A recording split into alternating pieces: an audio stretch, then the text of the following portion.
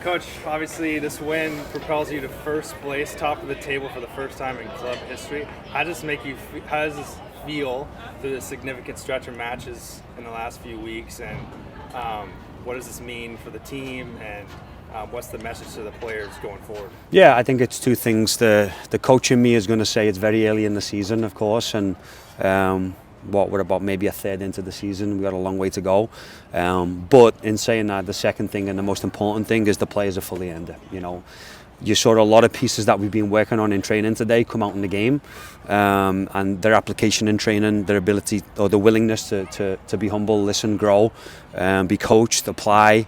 It's all credit to the group. So, I mean, the result today, especially the second half, and in some ways the end of the first half, they got what they deserved from the result and where they sit today.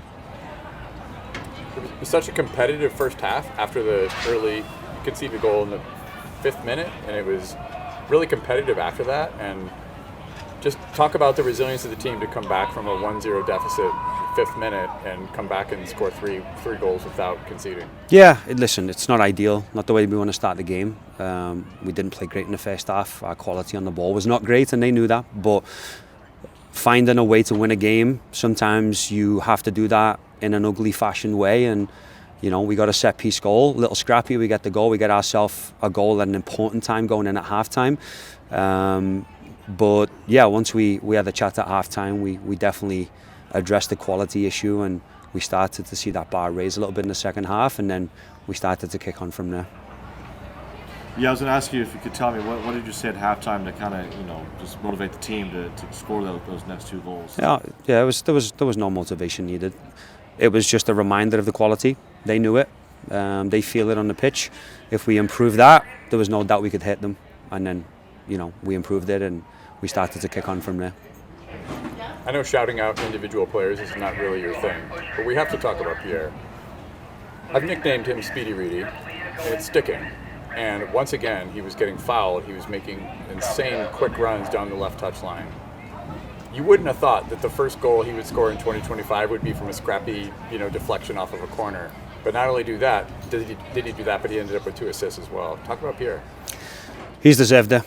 Having a tough year last year, sticking through that, being resilient. Coming back this year, he's had a lot of big chances in various games, and it hasn't gone for him. But his resilience, his persistence, it was always going to come for him. He works hard every day in training. His levels never drop. So to see him get the rewards today was amazing. Amazing. Super proud of him because his application every day is incredible. And the goal is in some way a resemblance of him. He's a scrappy player. He'll run behind. He'll run back to defend. He'll draw fouls, and he was in the right position at the right time. And yeah, super happy for him. Yeah, that's all I got. I wasn't even sure if that was a foul, let alone a penalty inside the box. I was really confused on that, but we'll let that go. Just tell me about the save. Yeah, listen, I think it probably was, to be fair. Yeah, we look back at it. I got a yellow for the situation, which is fine, but was it inside the box? It looked like it was just in or on the line. Okay. Yeah, and Jack came in a little bit harsh from behind. So when you do that, you always give the referee a chance to call it. So in a tight game, it's not ideal, but it's a huge moment in the game. It's a huge moment. Massive. And Carlos, credit to him, he's done his homework on Obregon. He knows the spots that he likes to go, and when a player that often goes down the middle on penalties, it takes a lot for the goalkeeper to hold their nerve and stay central. And Carlos trusted himself, done his homework, and it was a huge moment in the game that he scores that, the game could go a completely different way. So full credit to Carlos and of course Vito for the homework that they've done on Obregon, and it allowed the team then to just go and kick on and go and get the game under control. Congrats, Coach. Thank you. All right, can you just take me back to that goal? You had a great game, a great goal. Can you just give me a play-by-play, or at least your perspective on it?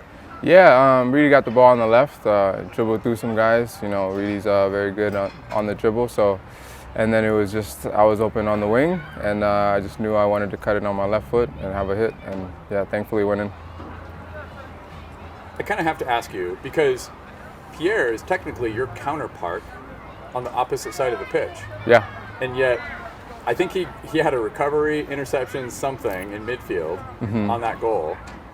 Talk about the play of Pierre and how how that broke down, and the fact that you ended up on the receiving end of that pass that ended up with the goal. Yeah, Pierre had a good, I think, recovery or interception, and then he just kind of dribbled through, cut inside, and it was kind of a transition moment for us, and so the defense wasn't really set. And so, yeah, thankfully he was able to find me, and then, yeah, thankfully I was able to score. And in that moment, as an attacking player, he had an option. He could have gone for goal. Yeah, he could have shot. He could have shot. He definitely could have shot. Talk about that, and then talk about your finish. No, Pierre's a really good player, and so well, thankfully, I think he made the right decision because I scored. So don't question the result. Yeah, don't question the result. I mean, if he would have shot, I would have been fine with that too. It's always the players on the ball who makes the decision at the end of the day. So yeah. Ish Jome, Velocity FC, top of the table. Top of the table. Did you know that? I did not, but hopefully we can stay there. That's the goal. Yeah, how does it feel to be at the top? You guys have had a really remarkable start to the season. How does it feel to kind of be rewarded with the first place position right now? I know you have a lot of games left. Yeah, I mean, obviously a lot of work to do, a lot of games to go. But yeah, we've had a really good start. I think we have even much better quality on the team this year than we did last year. And so thankfully, or hopefully, we can keep it going. Yeah. How do you feel about the team's form overall so far to the start of the season? It's been great. I think we've got a good group of guys. Everyone's hungry to win. Everyone has quality, and no matter who starts, no matter who comes off the bench, there's no drop off in quality. So it's a very good group of guys, and I think mentality-wise, as long as we keep our heads down and keep grinding, we can keep going and getting good results. Yeah, I can go first. You had a great game today. Can you please take me back to that collision with the goalkeeper on that assist? Yeah, I mean, I think David, I think it was, who picked it up in the back line, and one of the emphasis at halftime was those diagonal balls over the top because they played such a high line.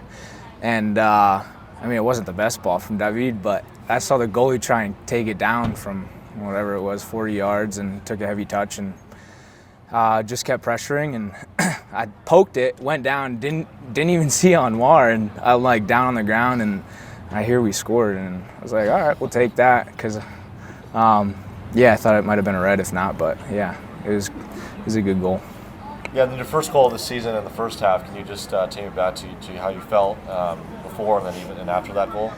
I think, I just had a lot of pressure relieved after that goal because it felt like I was trying so hard to finally get one, and not the prettiest goal, but I got it over the line, and I was happy and got us back in the game. So yeah, it was good. Yeah, but not just the goal, but 2 goal contributions. You assisted the other 2. I mean, yeah, you've been working so hard.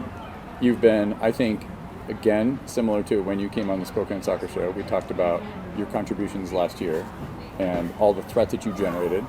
It was already happening again this year. It wasn't the goal that we would script for you to score as your first goal of 2025, but it went in. Overall, though, it's a crazy game. Talk about just what it feels like to have 3 goal contributions in one game.